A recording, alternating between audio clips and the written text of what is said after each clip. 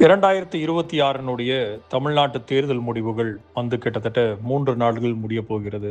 ஆனால் ஆளுநர் ஏன் இன்னும் பதவியேற்பு நடத்த தவேகாவினுடைய தலைவருக்கு அழைப்பு விடுக்கவில்லை அப்படிங்கிற அந்த கேள்வி ஒட்டுமொத்த தமிழகத்தை தாண்டி இந்தியா முழுவதும் பரவலாக பேசப்படுகிறது. இதற்கான ஒரு மிக முக்கியமான விளக்கக்கூடிய காணொளியாக இன்றைய காணொளி இருக்கும். தொடர்ந்து இணைந்திருங்கள். Powering enterprise networks and data centers. Design, deploy, secure, manage. Cavio, your infrastructure partner. Visit our website. Contact Cavio today.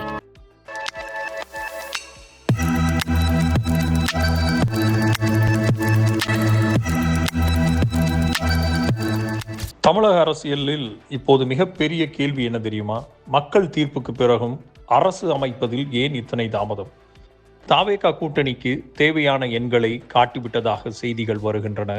தவேகாவினுடைய 108 தொகுதிகளில் வெற்றி வாய்ப்பை பெற்றிருக்கக்கூடிய அந்த கட்சிக்கு 5 உறுப்பினர்களை கொண்ட காங்கிரஸ் கட்சியும் அதற்கான ஆதரவை திமுகவினுடைய கூட்டணியிலிருந்து வெளிவந்து அவர்களும் தவேகாவுக்கு அந்த ஆதரவு கடிதத்தை கொடுத்திருக்கிறார்கள். அப்போ இந்த கூட்டணி பேச்சுவார்த்தைகள், எம்எல்ஏக்களின் ஆதரவு கடிதங்கள் எல்லாமே வெளியில் வந்துவிட்டது. இதற்கப்புறமும் ஏன் இன்னும் ஆளுநர் பதவியேற்பு தேதியை அறிவிக்கவில்லை? இன்றைக்கு நடைபெறுவதாக இருந்த அந்த பதவியேற்பு விழாவை ஏன் ரத்து செய்தார்கள்? திரு விஜய் அவர்களுக்கு சிஎம்முக்கு உண்டான அந்த புரோட்டோகாலில் கான்வாயை ஏன் விளக்கினார்கள் அப்படிங்கிற அந்த ஒரு கேள்வி தொடர்ச்சியாக எழுப்பப்படுகிறது. இந்த நேரத்தில் திரு விஜய் அவர்கள் முதலமைச்சர் ஆவாரா ஆக மாட்டாரா அப்படிங்கிற அந்த ஒரு கேள்வியும் வெகுவாக கவனிக்கப்பட வேண்டிய ஒரு கேள்வியாக இருக்கிறது. அப்போது தற்போது உள்ள அரசியல் வட்டாரத்தில் பெரும் விவாதமாக மாறியுள்ள திரு விஜய் அவர்களுடைய தவேகாவுக்கு அழைப்பு விடுக்காத ஆளுநர் அவர்களுடைய இந்த செய்தி மிக முக்கியமாக அரசியல் அமைப்பின்பால் ஒரு நாட்டத்தையும் அதன் ஓட்டத்தையும் நாம் இப்போ பார்க்க வேண்டியிருக்குது.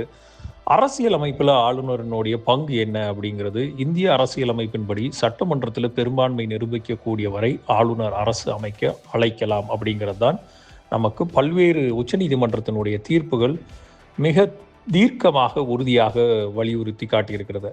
ஆனால் இங்கே கேள்வி என்னவென்றால், யாரிடம் தெளிவான பெரும்பான்மை உள்ளது அப்படிங்கிற அந்த ஒரு கேள்வியும், கூட்டணி உறுதி செய்யப்பட்டதா அப்படிங்கிற கேள்வியும், ஆதரவு நிலையானதாக இருக்கிறதா அப்படிங்கிறதும், இல்லைனா பின்னணியில் இன்னும் அரசியல் பேச்சுவார்த்தைகள் நடக்கிறதா அப்படிங்கிறது மிக முக்கியமான கேள்விகளாக இருக்கும்.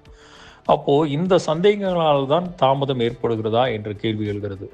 ஆனால் இது எல்லாமே அரசியல் குற்றச்சாட்டுகள். ஆனால் தவேகாவினுடைய ஆதரவாளர்கள் என்ன சொல்கிறார்கள் அப்படின்னு பார்க்கும்போது, மக்களினுடைய தீர்ப்பை தாமதப்படுத்த முடியாது, பெரும்பான்மை இருந்தால் உடனே அழைக்க வேண்டியதுதான் ஆளுநருடைய மரபு, இது ஜனநாயக மரபுக்கு எதிரானது, ஆளுநர் இன்னும் அழைக்காமல் இருக்கிறது அப்படிங்கிற மற்றொரு பக்கம் எதிர்க்கட்சிகள் என்ன சொல்கிறது அப்படின்னு பார்த்தோம்னா, எண்கள் உறுதியானதாக இருக்கிறதா, நிலையான அரசு உருவாகுமா, கூட்டணி உடைந்து போனால் என்ன ஆகும், இப்படி இருதரப்பு தங்கள் அரசியல் விளக்கங்களை முன்வைக்கின்றன. ஆனால் வரலாற்றில் இது போன்ற சம்பவங்கள் நடந்திருக்கான்னு பார்த்தீங்கன்னா, கண்டிப்பாக இந்திய அரசியலில் இது போன்ற சூழ்நிலைகள் வெறும் புதிதல்ல. இது பல காலகட்டமாக தொடர்ச்சியாக 1980களிலிருந்தே பல மாநிலங்களில் இது நடந்து கொண்டு தான் வந்திருக்கிறது. ஆளுநர் தாமதமாக அழைத்தது, பெரிய கட்சியை முதலில் அழைத்தது, கூட்டணிக்கு வாய்ப்பு கொடுத்தது, உடனடியாக ஃப்ளோர் டெஸ்டை உத்தரவிட்டது போன்ற நிகழ்வுகள் பல்வேறு மாநிலங்களில் நடந்திருக்குது. ஆனால் தற்போது தமிழகத்தில் நடப்பது தேசிய அளவிலும் கவனத்தை ஈர்த்துள்ளது. மக்களினுடைய மனநிலைமை என்ன அப்படின்னு பார்த்தபோது, மக்களுக்கு இப்போது ஒரே ஒரு கேள்விதான், யார் ஜெயித்தார்கள் என்பதை காட்டிலும் எப்போது அரசு உருவாகும். ஏனெனில் நிர்வாக முடிவுகள் காத்திருக்கின்றன, அதிகார மாற்றம் நிலுவையில் உள்ளது, அரசியல் குழப்பம் முதலீடு மற்றும் நிர்வாகத்தை பாதிக்கக்கூடிய வாய்ப்புகள் இருக்கிறதுங்கும் போது, இன்றைய கால சூழ்நிலையில் திரு விஜய் அவர்கள் ஒரு தனிப்பெரும் கட்சியாக இருக்கக்கூடிய அந்த கட்டத்தில் ஏன் இன்னும் ஆளுநர் தாமதப்படுத்துகிறார்? காங்கிரசினுடைய ஆதரவை தவேகா வைத்திருப்பதனால் பாஜக டெல்லியிலிருந்து ஆளுநர் மூலியமாக இந்த அரசு அமைவதை தடுக்கிறதா அப்படிங்கிற அந்த ஒரு நிலையான கேள்வியும் தமிழக அரசியல் களத்தில் நிலவி வருகிறது. இது போக திமுகவும் அதிமுகவும் சேர்ந்து ஆட்சி அமைக்கக்கூடிய சூழ்நிலைகள் உருவாகிறதாக பேசப்படுகிறது.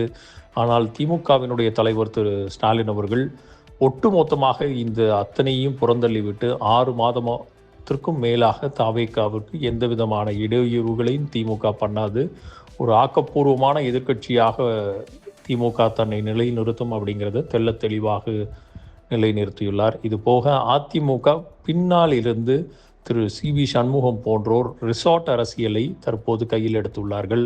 அதிமுகவினுடைய எம்எல்ஏக்கள் அத்தனை பேரையும் புதுச்சேரிக்கு பக்கத்தில் உள்ள ஒரு ரிசார்ட்டில் வைத்து அவர்களுக்கான ஆதரவு கடிதத்தை பெற்று 2/3 பங்கு ஆதரவை பெற்று அதிமுகவினுடைய எம்எல்ஏக்கள் தாவேகாவுக்கு அந்த ஆதரவை கொடுக்கும் பட்சத்தில் ஆன்டி டிஃபெக்ஷன் லா கண்டிப்பாக செயலிழந்துவிடும். அப்போது அதற்கான தகுதி நீக்கங்களையும் செயல்படுத்த முடியாத நிலை உருவாகக்கூடிய வாய்ப்புகள் இருக்கிறது. ஸோ இன்னும் பல கேள்விகளையும் பல யதார்த்தமான பல சிந்தனைகளையும் இன்றைய டெய்லி ஒவ்வொரு மணி நேரத்திற்கும் தாவேகாவுக்கு நடக்கக்கூடிய இந்த விஷயங்கள் தமிழக அரசியலை தாண்டி ஒட்டுமொத்த டெல்லி அரசியலையும் இன்றைக்கு மிகப்பெரிய ஒரு கேள்விக்குள்ளாகி இருக்கிறது. ஆளுநரின் முடிவு எப்போது வரும்? தாவேகாவின் உண்மையில் ஆட்சியை அமைக்குமா அல்லது தமிழக அரசியலில் இன்னும் பெரிய திருப்பம் காத்திருக்கிறதா அப்படிங்கிற இன்னும் இத்தனை கேள்விகளுக்கும் சில நாட்களில் அதற்கான பதிலை சொல்லப் போகின்றன. தமிழக அரசியல் இப்போது ஒவ்வொரு மணி நேரமும் வரலாறு எழுதப்படுகிறது அப்படிங்கிற அந்த நிலையை எட்டியுள்ளது. இத்தனை விஷயங்களுக்குமான தேடல்களுக்கும் உங்கள் பதில்களுக்கும் லீடர்ஸ் சேனலை தொடர்ந்து சப்ஸ்கிரைப் செய்து இணைந்திருங்கள். உங்களை அடுத்த நாள் காணொளியில் சந்திக்க வருகிறோம். நன்றி, வணக்கம்.